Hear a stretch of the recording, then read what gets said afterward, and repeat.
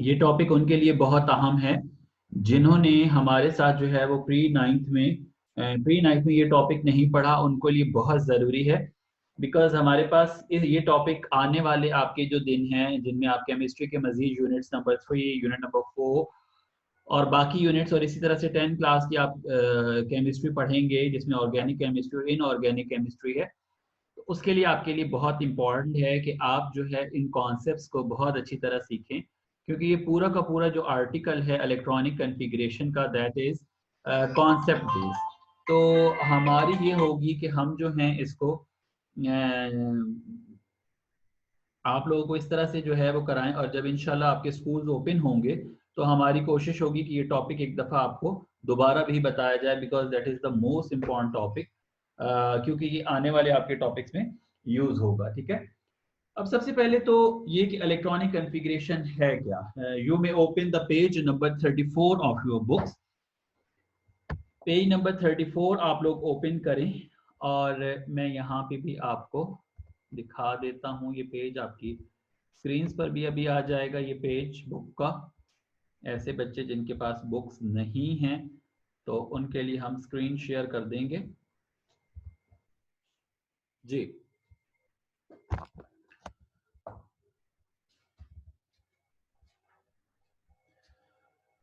Before discussing electronic configuration, let us first understand the concepts of shells and subshells. अच्छा, अब सबसे पहले हम अब यहाँ तक जितना हम इलेक्ट्रॉनिक स्ट्रक्चर या स्ट्रक्चर ऑफ एटम हम जो सीख रहे थे, इसमें हम ये चीज तो सीख चुके हैं कि हमारे पास जो है वो एटम के सेंटर में जो है वो मौजूद होता है न्यूक्लियस, और न्यूक्लियस के अराउंड जो है वो इलेक्ट्रॉन्स जो हैं that are revolve around the nucleus, right. इतना तो हम समझ चुके हैं। अब जो इलेक्ट्रॉन्स हैं वो रिवॉल्व करते हैं कहाँ पर बच्चों?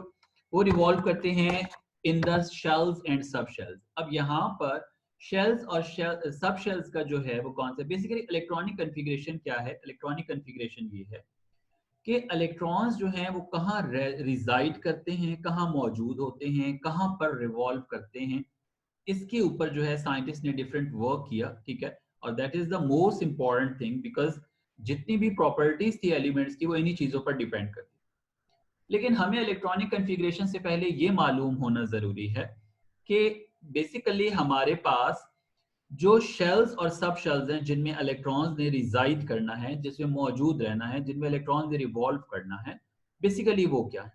We have learned about the structure of atom. It consists of tiny nucleus lying in the center and electron revolving around the nucleus. देखिए, हम ये तो जिस तरह से मैंने अभी आपसे कहा कि सेंटर में न्यूक्लियस है, और न्यूक्लियस में क्या है, प्रोटॉन है और न्यूट्रॉन्स हैं, और इलेक्ट्रॉन्स जो हैं वो रिवॉल्व कर रहे हैं। Now we will discuss how the electrons revolve around the nucleus.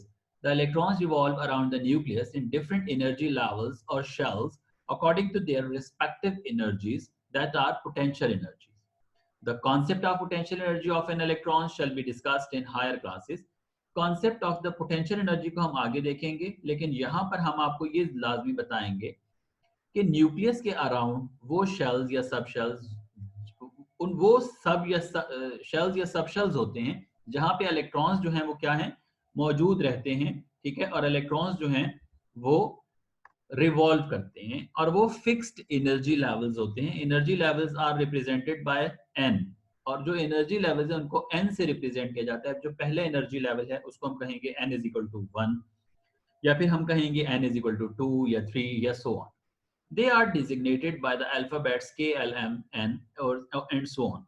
A shell closer to the nucleus is minimum energy. इसको अंडरलाइन कर लें चीज को। हमारे पास वो शेल्स जो क्लोजर टू न्यूक्लियस होते हैं, वो उनकी एनर्जीज जो होती हैं वो क्या होती हैं, मिनिमम होती हैं। Since K shell is closest to the nucleus, the energy of this shell increases, shells increases from K to onward. अब K की एनर्जी सबसे कम है, L जो है उससे सेकंड है तो उसकी एनर्जी उससे ज्यादा है, L जो है वो उसके बाद है, M जो है उसके बाद है, and so on. A shell closer to the nucleus is of minimum energy. Since K shell closest to the nucleus, its energy is increases from K shell. अब फर्स्ट एनर्जी लेवल क्या है, K shell, इसकी minimum energy है। फिर second shell क्या है, L, फिर M है, और फिर N है। अब N जो है उसकी K, L और M से ज्यादा एनर्जी है। In simple words, shell are main energy levels the electrons can occupy. इसका मतलब ये हुआ कि अगर मैं सिंपल वर्ड्स में बोलूं तो शेल्स जो हैं वो मेन एनर्जी लेवल्स हैं जहां पे इलेक्ट्रॉन्स ऑक्यूपाई करते हैं या इलेक्ट्रॉन्स ऑक्यूपाई होते हैं. Shells are presented by circles around the nucleus. अच्छा, इनको रिप्रेजेंटेशन जो है इनकी, ये सर्कल्स में नीचे आप फिगर देखिए 2.5 फिगर में अपनी. अब यहाँ पे देखिए आपको सर्कल्स दिखाए गए हैं. अच्छा, यहाँ पे अगर आप एक और चीज देखें, प्लीज अपनी वीडियोस बंद रखें भाई.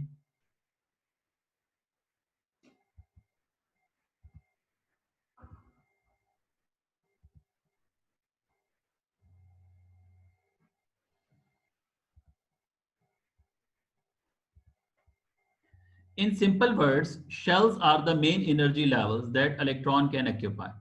Shells represented by circles ये हो गया. अब मैं आपको ये समझा रहा था कि आप ये देखें कि हमारे पास जो है वो किस तरह से फिगर है. मुझे बोर्ड दीजिएगा जी प्लीज. अब आपको मैं बोर्ड पर ये चीज समझाता हूँ, ठीक है, कि किस तरह से हमारे पास जो है वो एनर्जी लेवल्स जो हैं वो चेंज होते हैं या किस तरह से जो है हमारे पास एनर्जी लेवल्स में सेटिंग होती है इलेक्ट्रॉन्स की, राइट.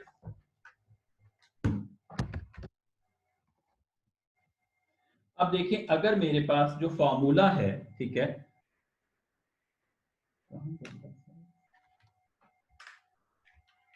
जो फॉर्मूला है मेरे पास वो है 2n होल स्क्वायर. अब यहां पर n क्या है? n जो है ये है हमारे पास एनर्जी लेवल. अब मैं अगर कहूं कि मेरे पास फर्स्ट एनर्जी लेवल में n की वैल्यू जो है वो 1 है, तो 2n स्क्वायर में अगर मैं 1 की वैल्यू पुट करूंगा तो दैट विल बी 1 का स्क्वायर 1. तो 2 इंटू 1 इज इक्वल टू 2, यानी फर्स्ट शेल में k में हमारे पास कितने इलेक्ट्रॉन्स आ गए? 2 इलेक्ट्रॉन्स आ गए. मैक्सिमम कितने इलेक्ट्रॉन आ सकते हैं? 2. अब इसी फॉर्मूले में अगर मैं L की बात करूं, जिसके लिए हमारे पास n की वैल्यू 2 होती है, तो अगर मैं इस फॉर्मूले में 2 पुट करूं तो that is 2 square, that will be equals to 4. 4 2 जा 8, यानी हमारे पास एल शेल में जो मैक्सिमम इलेक्ट्रॉन्स हैं वो कितने आ सकते हैं? 8 आ सकते हैं. ठीक है बच्चों. इसके बाद भाई जो बंदा भी वीडियो ऑन करेगा मैं उसको कर दूंगा रिमूव. ठीक है जी. आप लोग जो है वो इसके बाद जो है आप, मैंने कल भी कहा था कि वीडियोस क्लोज रखें, मुस्तकिल मैं कह रहा हूं. इसके बाद जिस बंदे की वीडियो ऑन होगी मैं उसे रिमूव करता जाऊंगा. आप लोग रिकॉर्डेड लेक्चर सुनिएगा प्लीज. मैंने अभी 2 लोगों को रिमूव कर दिया. के एल, एल के बाद हमारे पास है एम. एम जो है उसमें हमारे पास जो शेल है उसकी जो वैल्यू है एन की, दैट इज 3. अब हम क्या कर सकते हैं? 2, 3 का स्क्वायर क्या हो जाएगा? 3 का स्क्वायर होता है 9. तो 9 2 जा 18. तो हमारे पास जो एम शेल में इलेक्ट्रॉन्स आए टोटल वो कितने आए? 18 आए. अब हमारे पास है के एल, एम के बाद एन शेल है. अब अगर मैं बात करूं एन शेल की, तो एन शेल में हमारे पास जो है वो एन की वैल्यू क्या है? 4 है. एन की वैल्यू क्या है? 4 है. तो मेरे पास अगर एन की वैल्यू में 4 पुट करूं यहां पर, 4 का स्क्वायर, क्योंकि मेरे पास फॉर्मूला क्या है? 2n whole square. तो क्या हो जाएगा ये? 2 मल्टीप्लाई बाय 4 का स्क्वायर क्या होता है? 16. 16 2 जा 32. इसका मतलब ये हुआ कि के शेल में मेरे पास जो मैक्सिमम इलेक्ट्रॉन आए वो आए 2. ठीक है जी. इसको खड़ा कर. के शेल में मेरे पास मैक्सिमम जो इलेक्ट्रॉन आए वो आए 2. ठीक है, इलेक्ट्रॉन्स आए 2. एल शेल में अगर मैं देखूं तो मेरे पास मैक्सिमम इलेक्ट्रॉन कितने आ रहे हैं? 8 आ रहे हैं. एम में मेरे पास मैक्सिमम इलेक्ट्रॉन्स कितने आ रहे हैं? 18. और एन शेल में मेरे पास मैक्सिमम इलेक्ट्रॉन कितने आ रहे हैं? 32. अब ये वो मैक्सिमम इलेक्ट्रॉन हैं जो अभी आगे चल के हमने सीखने हैं आपके साथ. ठीक है, तो किसी भी शेल में मैक्सिमम इलेक्ट्रॉन निकालने के लिए जो फार्मूला है दैट इज 2n स्क्वायर. यहां पे लिखा भी हुआ है, ठीक है, कि the number of electrons that can shell accommodate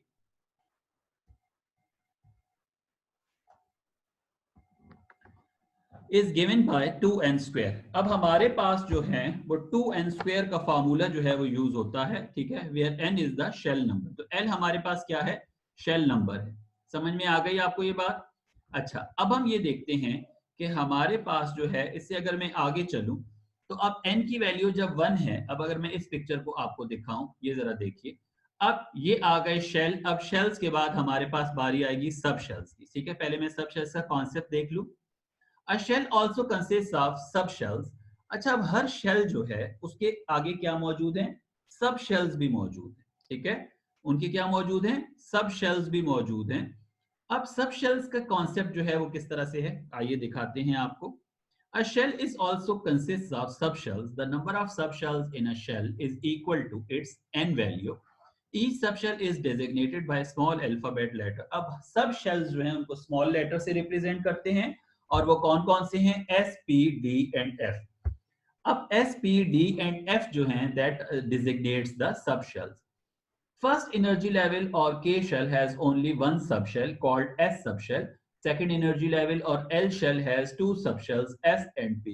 Third energy level M shell has three subshells S, P and D.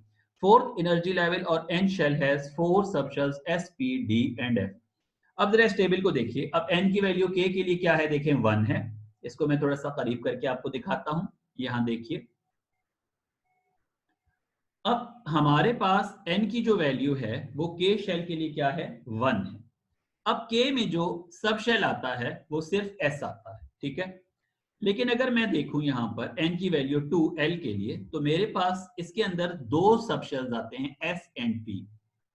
अब वजह क्या है कि इसमें दो सब शेल्स आ रहे हैं। अब मैंने पीछे आपको जो बोर्ड पे काम सिखाया था कि k शेल में कितने इलेक्ट्रॉन्स आ सकते थे, 2। अब जो s सब शेल है इसमें 2 इलेक्ट्रॉन्स आ सकते हैं, लेकिन एल शेल जो है उसमें मैक्सिमम इलेक्ट्रॉन्स कितने थे, 8 थे। अब यहां पर जो सब शेल्स हैं इसमें जो एस सब शेल है उसमें 2 इलेक्ट्रॉन्स आएंगे और पी सब शेल में 6 इलेक्ट्रॉन्स आएंगे। आप ये रिकॉर्डेड लेक्चर बार बार सुनेंगे ताकि आपको ये समझ में आए, और आप बुक को कई दफा रीड करेंगे ताकि कॉन्सेप्ट आप गो थ्रू कर सके। ये थोड़ा सा मुश्किल कॉन्सेप्ट है। एस में 2 इलेक्ट्रॉन्स आए, पी में 6 इलेक्ट्रॉन्स आए, तो टोटल कितने हो गए, 8 इलेक्ट्रॉन्स। इसी तरह से अगर हमारे पास एन की वैल्यू 3 है, n की वैल्यू 3 के साथ अगर हम m शेल के अंदर हैं तो हमारे पास 3 ही इसके अंदर सब शेल्स होंगे s, p, d। अब मैंने आपसे क्या कहा था कि m में कितने इलेक्ट्रॉन्स आ सकते हैं, 18। अब 18 कैसे सेट होंगे, s में आएंगे 2 इलेक्ट्रॉन्स, p में आएंगे 6 इलेक्ट्रॉन्स और d में आ सकते हैं मैक्सिमम 10 इलेक्ट्रॉन्स। तो 10 + 6 16, 16 + 2 18। 4 जब हमारे पास n की वैल्यू होगी तो हमारे पास इसमें जो शेल है वो है n, और सब शेल इसमें कितने होंगे, 4, s, p, d and f। अब s में कितने इलेक्ट्रॉन्स होंगे, 2, p में 6, d में 10 और f में 14। ठीक है बच्चों, electronic configuration of first 18 elements अगर हम देखें तो आइए इसको हम सीखते हैं। The distribution of electrons around the nucleus in various shells and subshells according to their increasing energy is called electronic configuration. The most stable or ground state electronic configuration of an atom is the one in which electrons are present in the lowest possible energy level. The electrons fill the shell in order of their increasing energies. For example, that is, lower energy level occupy first and the higher energy level and then so on as indicated earlier. मैंने जिस तरह पहले बताया था कि हमेशा electrons की filling किस तरह से होगी, पहले कौन से इलेक्ट्रॉन्स फिल होंगे, जिनकी एनर्जी क्या है, जिनकी एनर्जी जो है वो कम है। इसके बाद हमारे पास वो वाले जो हैं वो एनर्जी लेवल्स जो हैं ऐड होंगे जिनकी एनर्जी क्या है उससे ज्यादा है। ठीक है, अब हमारे पास सारी की सारी एनर्जीज की जो एनर्जी शेल्स की जो फिलिंग है वो इस तरह से है कि सारे के सारे वो इलेक्ट्रॉन्स पहले फेल होंगे जहां पे एनर्जी कम हो। मिसाल के तौर पर अगर हम के शेल की बात करें तो के शेल में अब एस है तो एस में एक ही सब शेल है, एस में पहले पहला इलेक्ट्रॉन फेल होगा, फिर दूसरा इलेक्ट्रॉन फेल होगा।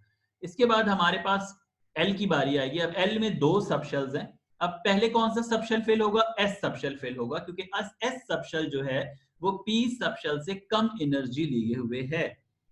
तो हमारे पास पहले जो फिलिंग होगी वो कम एनर्जी लेवल एस की होगी और उसके बाद फिर पी की होगी। ठीक है, आगे अगर चले हम एल के बाद एम के अंदर, तो एम के अंदर 18 इलेक्ट्रॉन आ सकते हैं। तो सबसे पहले एस फिल होगा, फिर पी फिल होगा और फिर डी फिल होगा, और एन के अंदर भी इसी तरीके से S, P, D and F. Right जी, यहां तक क्लियर हो गया। जहां तक जितनी बातें की मैं उनको एक दफा आपके लिए रिवाइज कर देता हूं। रिवाइज कैसे करते हैं हम आपके लिए एक दफा देखते हैं दोबारा, कि हमने आपको ये कहा कि बेसिकली इलेक्ट्रॉन्स जो हैं वो फिलिंग होती है उनकी इलेक्ट्रॉन्स की around the nucleus energy levels के अंदर, स्पेसिफिक एनर्जी लेवल्स के अंदर, ठीक है।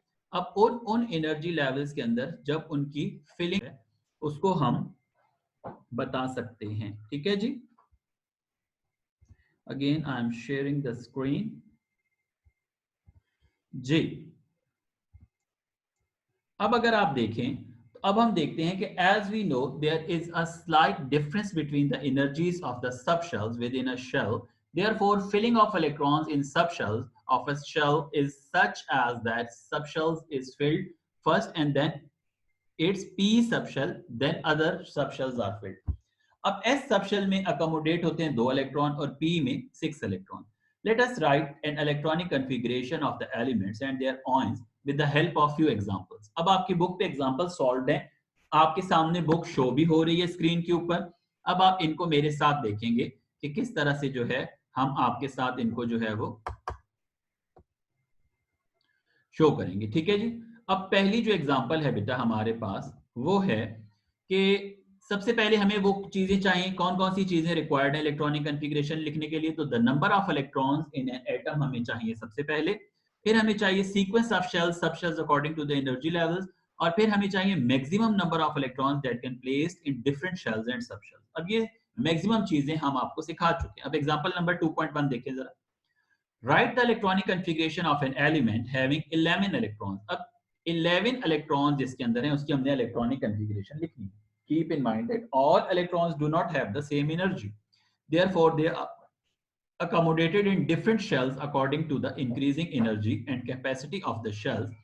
First of all, the electrons will go to K shell. सबसे पहले कहाँ जाएंगे? Minimum energy level में जाएंगे, और minimum energy level हमारा कौन सा है? K shell. अब K में कितने इलेक्ट्रॉन्स आ सकते हैं, उसकी कितनी है मैक्सिमम? 2 है। तो यहां हमने देखिए K, L और M लिखा। अब K में हमने क्या किया? 2 इलेक्ट्रॉन्स डाल दिए। अब K के बाद अगली जो बारी आती है वो आती है L शेल की। तो L shell that can accommodate 8 electrons. तो L में कितने मैक्सिमम इलेक्ट्रॉन आ सकते हैं? 8 आ सकते हैं ना। तो L में हमारे पास 8 इलेक्ट्रॉन हो गए। अब हमने टोटल कितने इलेक्ट्रॉन्स रखने थे? क्वेश्चन हमारा क्या था? 11 इलेक्ट्रॉन्स। देखिए हमने 11 इलेक्ट्रॉन्स जो है वो रखने थे, ठीक है जी। 11 इलेक्ट्रॉन्स जो हैं हमने उनकी इलेक्ट्रॉनिक कॉन्फ़िगरेशन बनानी। अब हमने 2 इलेक्ट्रॉन्स कहाँ रख दिए? K में। और L में कितने इलेक्ट्रॉन्स रख दिए? 8। अब हमारे पास कितने इलेक्ट्रॉन बचे? 1 इलेक्ट्रॉन बचा, और वो हमने कहाँ प्लेस करना है? 1। But it is not necessary to write the subshells, therefore it is simply written as 2, 8 and 1। अगर हम इसको फर्दर लिखना चाहें, फर्दर डिस्ट्रीब्यूशन सब शेल्स के अंदर, तो अब मेरे पास यहाँ पे देखिए 1s2। अब 1 क्या है? n की वैल्यू 1 है। अब साथ साथ ये पिक्चर भी देखिएगा। अब ये K शेल था, ये पहला शेल था, ये पहला शेल है। ये आपको जो छोटे छोटे सुर्ख डॉट नजर आ रहे हैं ये वाले, ये इलेक्ट्रॉन्स है। अब इन इलेक्ट्रॉन्स देखिए, पहले शेल में 2 इलेक्ट्रॉन्स फिल हुए, 1s2। अब 1 किसको रिप्रेजेंट कर रहे हैं? n। अब n पहले शेल के लिए क्या है? n1 है। तो वो क्या, कौन सा शेल है? K। अब K में सब शेल कौन सा है? सिर्फ एक ही है, S। तो 1s2, यानी S में कितने इलेक्ट्रॉन्स आ गए? 2 आ गए। अब हम चलते हैं, 2 इलेक्ट्रॉन्स हमारे फिल हो गए। अब हमने फिल करने L के अंदर। अब L के लिए देखिए ये 2s और 2p, ये 2 जो नजर आ रहा है ये सेकंड शेल को रिप्रेजेंट कर रहा है, यानी अब हम L शेल के अंदर फिलिंग कर रहे हैं। तो 2s2 और फिर 2p6, कितने इलेक्ट्रॉन्स हो गए? 8 हो गए। S में 2, P में 6। अब थर्ड शेल आया M शेल, और M शेल में कितने इलेक्ट्रॉन्स आ सकते हैं? वैसे तो 18 आ सकते हैं, लेकिन हम यहाँ पर, हमारे पास 18 इलेक्ट्रॉन नहीं है, हमारे पास टोटल 1 इलेक्ट्रॉन रिमेनिंग बचा है। तो वो कहां पे आ जाएगा? 3s1 में आ जाएगा। समझ में आ गई बात जी भाई? अब हम आगे चलते हैं, और हमारे पास जो है